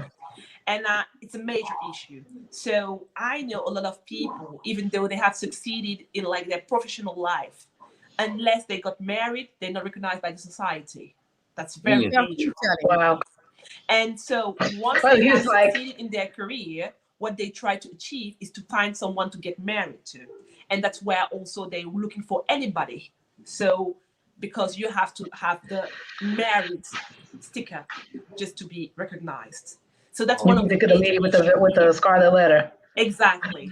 So that's a major issue here because they are pursuing this like a fantasy of getting married, they just take the first guy here, and then he also thinks because he's the one who is bringing that recognition that he's the one that is really important, essential in her life. And moreover, the fact that women are not allowed to have kids out of marriage and they have a tickling clock. So they're trying to find at some between 30 and 40, we have to find someone because we want to have a baby. And that's very bad. And once they get married, then the guy just like have a baby and then he's just looking for someone new. And either way, it's either you want to stay into your marriage and just like have this recognition from the society and the guy cheats on you or gets another wife, or you say that you have to be freed and then you leave and you just like take care of your kid on your own. That's the only option they have. So, and I think the fact that the burden of finding a man is just like is that huge on women. That's something that is leading to all those issues. You see? So, and guys cheat because they think that they are allowed to do whatever they want and that women are outside waiting for them. And that there will be no consequences, and that is almost exactly. Because if you go back to your parents and tell them he cheated on me, they say, okay, it's fine. Just like, but he's good to you. So what are you doing? That ego thing though. Yeah. And I'll tell you, the ego thing in certain parts of the world is a different vibe. It's you're like, excuse me? You know what I mean? It's a different, it's a moms do tell their kids, like, your dad has cheated several times, so why do you come here and just complain? That's some sentences you can hear from moms to their daughters. Oh well, my mom. Thank you, Jesus. Me as well. So in that society, is it even like, do you call it cheating, or is it still recognized as cheating? It is cheating, but cheating is not that important. Okay. It's not a big of a deal. It's not a big of a deal, exactly. It's exactly the word. Not to be, oh, it cheated. Oh, yeah. What part is considered the cheating though? You have a roof over your head. You have a nice car. You can travel wherever you want to. You can. But if you're technically getting married to the second, third, right? So that you should be fine. Why are you complaining? But is that cheating? Do they consider that if you're technically getting married, right, to the second? Is it the aspect that they're not asking the wife beforehand, the first wife, or asking the second wife or the third wife? Like they're not asking and they're just doing it. Is that the part that's considered cheating? No. Because technically, like, what's the cheating part? Yeah, it's a culturally accepted thing. Cheating is not really like cheating. Okay, because I was like, when it comes from men, it's not really like cheating. But if a woman does it, if wife number 3 has had it, and she goes to go find her husband number 2, that'll be a whole scandal. Then that's cheating. That's cheating. Because of the ego thing, and that's the thing. Like, you see people have 2, 3, or 4 wives, but still have 5, 6, 7 others on the side. Side chick. Exactly. That's why I'm like, this is not about like what is allowed or not. This is about like having integrity and having values and your own parameters. Like it doesn't matter if the society or culture or your whatever allows you to have 10,000 wives. If you in your heart you do know that, first of all, you would not like it if somebody else was doing it to you. Second of all, you cannot handle all these the same way, and it's fair to everybody. I would just say don't do it, because I know you cannot handle one Carlita. Nonetheless, go look for 2, 3, 4, because I by myself I'm like 4 or 5 in one. So you don't want. The thing is about relationships like that. I don't think that they're wholesome and genuine, and I'm not dogging anybody that does that. Like if you are on the 3, 4 wife kick, how are you investing the time and energy that it takes to build relationships for the long term. If you're doing it, you have multiple children, you have multiple wives, like that's a lot for one man to be doing. You know what I mean? So you're either giving 25% at each person. You know what I think about? So if you have multiple children and you don't even spend like your energy the same with them, you don't even have the emotional and romantic component in there, but you still can't do it. So now adding that actual other element that's supposed to be characteristic in the relationship, that's a huge deficiency. It seems like it would be a huge deficiency in that. Unless you're saying that culture dictates what the parameters of the romantic relationship are supposed to be as well. So that's, for me, that's where one of the issues in our communities lays, in the fact that you had like that kind of brokenness from your family roots, and then you just perpetuate that in terms of like, it's okay to be the second wife, it's okay to be a side chick, it's okay to accept less than whatever I think is best for me, because society is asking me to, or society sees me a certain way, and I want to be, I want to be part of this society. I want to look like I'm okay, even when you're not. So a lot of people are married just for the title, or just because it looks good, but they are not happy. So for me, again, what is the most important thing for you? Is it your fulfillment, your happiness and your joy, or is it like the appearances of fulfillment? And that's a deeper question that you have to ask yourself, and sit in it and be okay with whatever those consequences are in what the decision that you're making. Because it makes no sense for me personally. It's not like I'm not, not to throw out, I'm not ugly, I'm not stupid. I could have been married, but is it what I want? To be married just to be married, or am I looking for something that is going to be like a connection, and we're going to be married friend and partners, and whatever it is that we're trying to build together, than just be married because I'm like I have a ring on my finger, and I feel like I belong to society. So I think those things are like, question that you want to ask yourself. And hi guys, if you guys have been following our conversation, sorry we got deep into it. This is what we do every Friday. We got caught up. And the goal again is just to challenge your word and challenge you to broaden your perspective, and think and see life in different ways. So we come up with like, some silly titles, but like behind the title there is like a deeper conversation, and deeper aims that we have for people to actually rethink and rewire the brain to think differently. So hey, hi, if you made it all to this point, hey, we were glad to have you here. We hope that you enjoyed the conversation. If you've been here from the beginning, don't hesitate to let us know what you're thinking about the conversation, and if you have thematics that you want to discuss, as usual, inbox us, and we're going to talk about it. But hey, coming back to the what I was saying, for me, that's where it lays.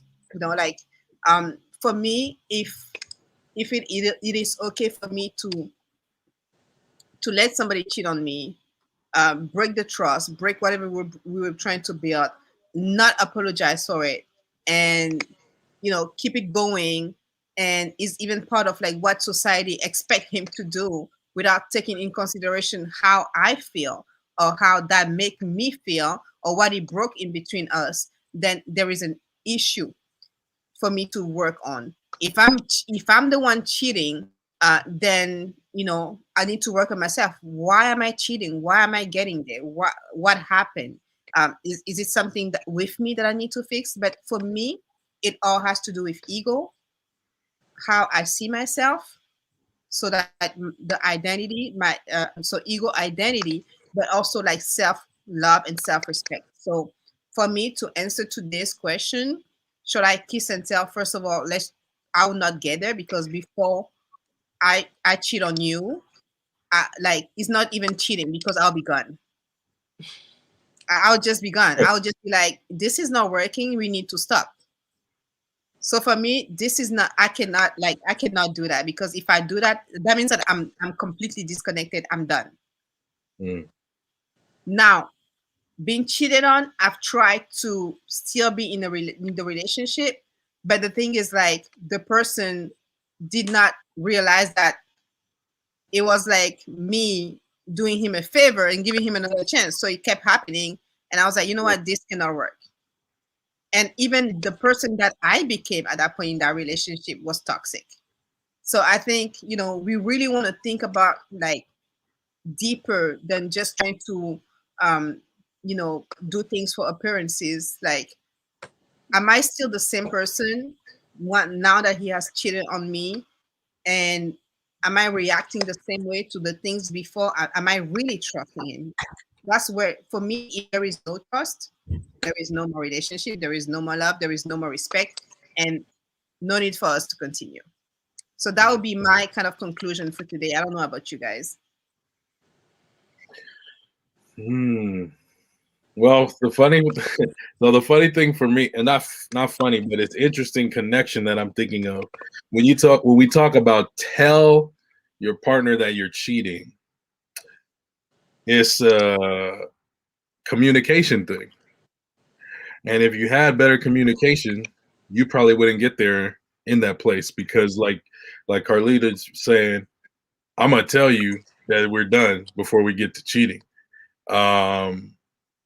You gotta if the communication needs to really be it needs to develop in that relationship, and I think part of that is somebody feeling that they can tell you anything. If in your relationship your partner doesn't feel like they can tell you anything, that may also be a reason that they get to the point where they feel like they gotta cheat, before they tell you, if they tell you at all. You may not get a notice or a memo because the communication is so bad.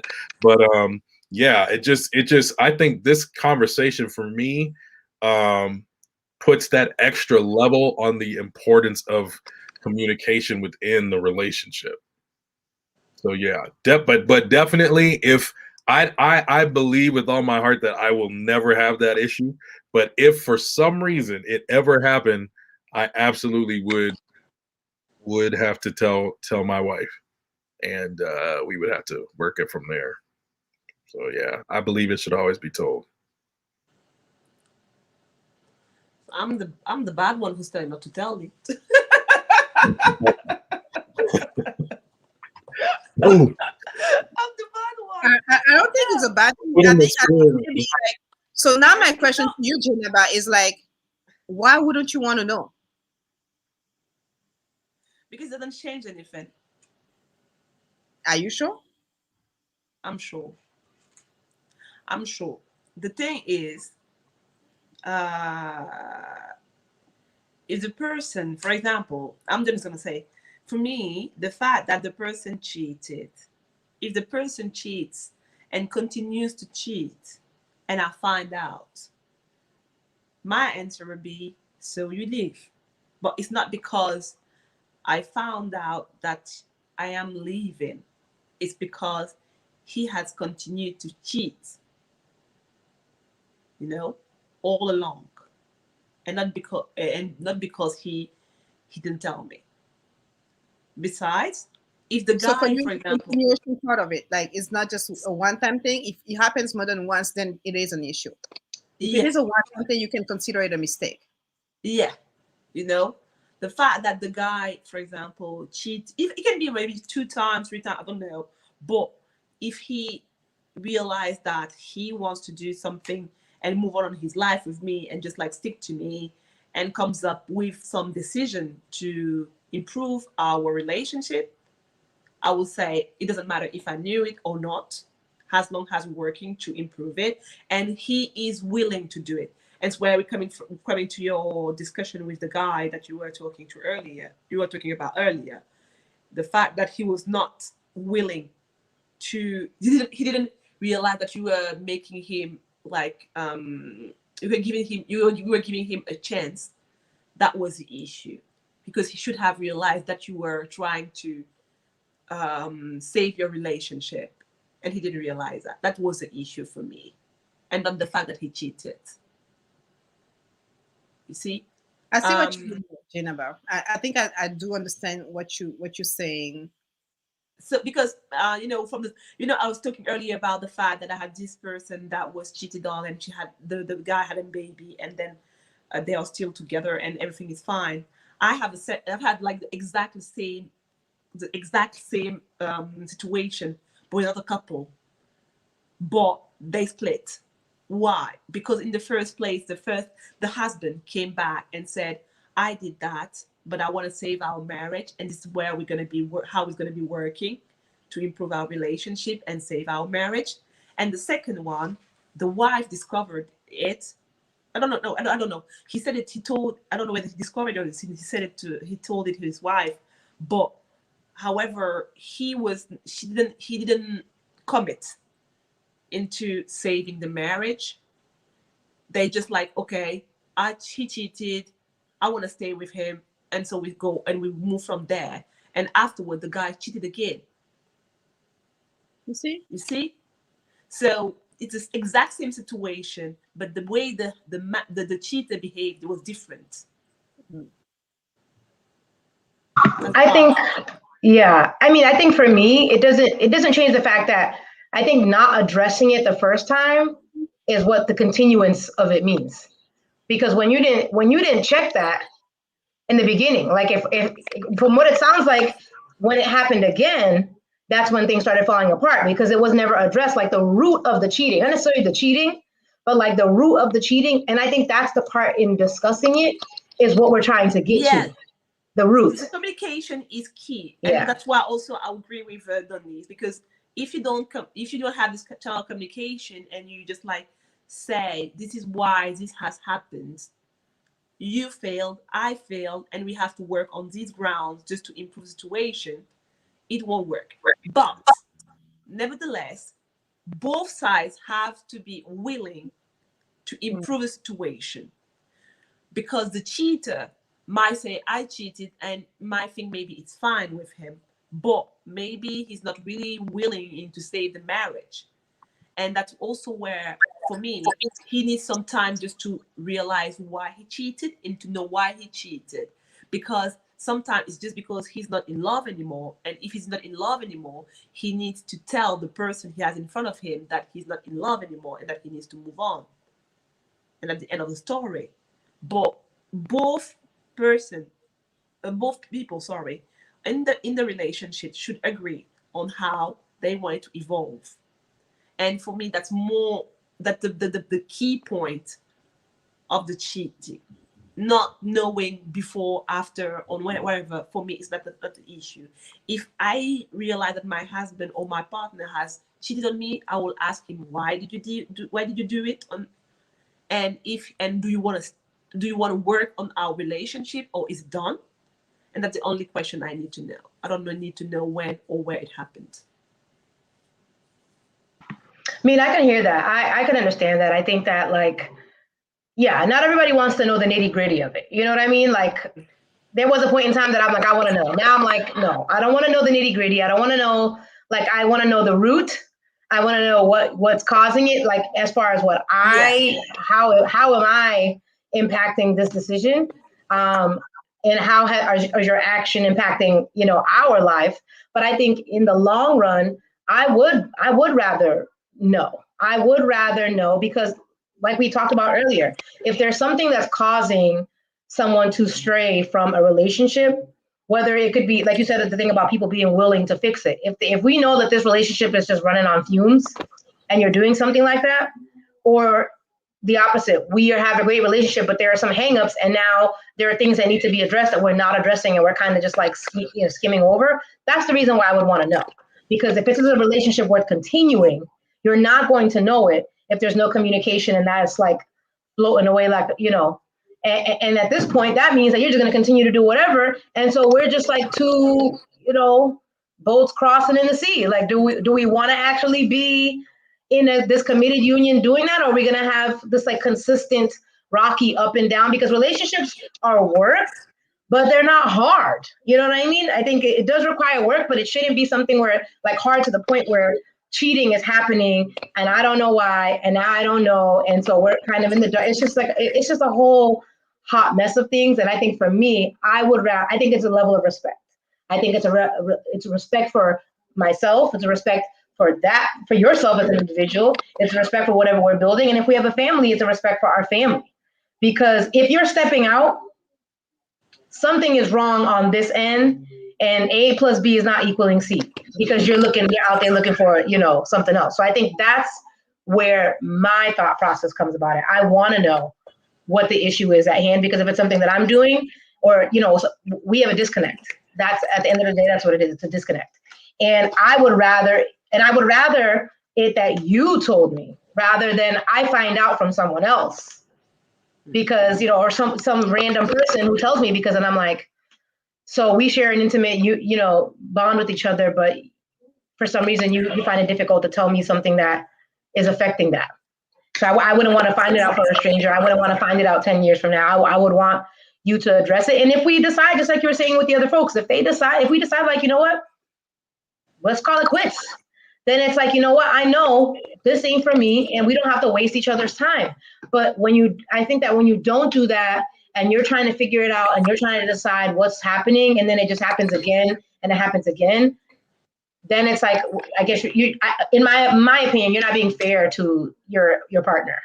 You're not giving them that right that they deserve as a person that you want to share your life with, as far as just giving them the option to make the choice. So at the end of the day, it's a touchy subject, believe me, and I think as you age, you learn how to deal with it. Exactly. In a different way than what you would have. We're not slashing tires and egging cars and things like that. You know what I mean? Yeah. We're not going to do that. But I mean, discussion, communication is key. I think that's what would avoid a lot of issues in what's happening in today's world. And we didn't even touch on a lot of different things that I was like, we would be here all night. We brought in some other aspects. We talked about like the African culture, as far as just like how that's considered. We haven't even talked about this red table talk that happened last week or whatever about the polyamorous relationships. And that's just a whole. We can have a whole discussion on polyamour. We could have that's a talk for another day. That should be a whole. Because I'm like, so now cheating. Can you remind? I think you have. What will be the next subject? Because I think we can the next topic. Wait. I don't even remember the next topic. Hold on. I have to look it up real quick. One moment, please. But I think. One moment, please. Hold on. I'll be right back with you. One moment, please. I'm trying to remember exactly what the next. Let me see. The topic is. We try to make it. It ain't gonna be the polyamorous relationships, I'll tell you that. I'm like, that would be an interesting discussion, but I don't think it's going to be that. Okay, so let's see here. Our next talk is, okay. Oh, this is going to be a good one. Our next talk is, do Black lives really matter? And I mean, I think it's going to be great, because I don't want it to be just an American aspect of Black lives. I'm looking forward to having an international discussion about how Black lives are viewed upon, how internally within our own race and externally. So I'm looking forward to that conversation. Oh yeah. That's going to be a good one. It's going to be a very good one. Yeah. Yeah, that's going to be. I know, as much as we like talking about cheating in relationships, guys, we're moving on. Oh man. Shucks. And the thing is that even in that conversation, I think like it's a great point that you made about talking about like the different like within our own communities, because I feel like we don't give each other the same level depending on if you are Black African, Black American, and even different things like the shades. Are you a light skin? Are you a dark Black? Are you colorism? Colorism. Colorism. I think that's going to be an extremely interesting conversation. I gotta get some light skin brothers to come on here. we gotta get some shades, because I know between the brothers, the light skins, between the chocolates, it's a whole thing. I think it'll be interesting to invite, like people around, guys. If you want people to join, It's gonna be a good conversation. Dundee, you have your partner. I mean, guys, invite people in. Let's make this conversation. And you guys have really good conversations, you and your partner. So I'm like, this is gonna be. You guys have really good talks. It's gonna be a good one, guys. I think it's gonna be interesting. My sister, yeah, that would be great. Because she lives in the US, and she was really, really shocked by the way they treat African people when she was there studying. Girl, she hated it so badly. She hated the US. Man, and I'm gonna tell you guys. I'm gonna tell you my first conversation with my South African sister. The very first time she ever called me colored. Listen, Dundee. Okay, when I got in South Africa and somebody called me colored, I was like, wait, hold on. What did you just? Hold on. Let's get ready. What did you just call me? Let's go. I was like, somebody give me the Vaseline because it's about to go on. I was like, oh, it's a. Yeah. That'll be a good conversation. I think, yeah. It's a thing. It's a thing there. I was like, oh, okay. It's a thing. Okay. Doesn't mean the same. So that's why I think it's great to have these international discussions because for example, I just realized some stuff because when I was in the US for the training, I just realized some stuff that people were racist to me, and I just realized it's like a couple of months ago because I was so into European culture, I didn't realize it. Girl, because for me, it's like I found them weird, but I was like, why are they acting like that? But I didn't realize they were racist. And when I was here, I'm like, and a couple of months ago, I told my husband, I just realized when I was in the US, the guy was really racist. I just realized now he might have thought that I was very stupid, but because I don't get the racism we experience here is very different. And the way he was acting with me was very weird, but I didn't realize it was racism. Mm-hmm. Because basically, I don't experience racism. It's ingrained, girl. It's an ingrained behavior. Yeah, but in France, I don't experience at work racism at all. Never, ever, ever. So it was weird to have it at work for some random guy, and I was like, and I just realized just a couple of months ago that he was really racist to me. No, it's definitely an eye-opener because even in my international travels, I mean, I have felt so liberated going places, and I'm like, this isn't about color. They're not like looking at me like I'm the only person in the room type of thing. And it's different. It's different. Because I was not looking at the world the way I think Black Americans do. I didn't realize that he was really trying to be offensive. And I didn't realize it. And it's like, it took me just a very long time to realize it. Yeah. Girl, so this is going to be a great discussion. Because those are the kind of things I want to talk about. She lived in the UK and then she studied there. And afterwards she moved to the US. And the way she told me she hated it so badly because people were very rude to her. Yeah. And she was not used to having those offensive reactions. Mm-hmm. It's true. It's true. Even in my that's why I thought it'd be a great topic because even in my business program, we had Africans from different countries in Africa, and they would come here and we would have these discussions on how people would treat them, like the micro and the macro aggressions. Yeah. And lo and behold, these people are like millionaires. You know what I mean? What exactly my sister was saying. Yeah, they come from like money and like royalty and all kinds of backgrounds. And people be like, oh yeah, no, like treating them like they're the IKEA bathroom carpet. Like it's just ridiculous. Yeah, my sister she was dying because basically I do remember she was so funny because she was coming from Africa. Bad. They told her that she had tuberculosis or something like that. And my dad is a surgeon, so he was like, how stupid they are. They don't know tuberculosis. Tuberculosis, though. It's ignorance. Yeah. The ignorance is real. The ignorance is real. We're gonna dig into it. It's real. We're gonna dig into it. Anyways, so everybody, make sure that you are here next in 2 weeks, May 28th, I believe that is. Yeah. Come back. We're gonna have a good discussion. Invite your friends. Do Black Lives Matter, even across the international and cultural lines and borders. So we are looking forward to that. But thank you guys for sticking around, having a good discussion today. And for those who are watching or watching later, feel free to join us next time. Follow us on social media, YouTube, Facebook, Instagram. I'm like, hold on, let's go. TikTok, we're all there. We all got our little handles here at His Chosen Sheep as well. But We thank you for coming on today and spending your Friday evening or night, depending on where you are in the world with us. Good night. Thank you, guys. Bye, guys. We'll see you guys in 2 weeks. Bye-bye. Yeah. All right, y'all. Peace. Bye, y'all. And peace to the Middle East because they need it right now. Listen, those folks, let's just stretch our hands. There's a lot going on. For real. It's not even good.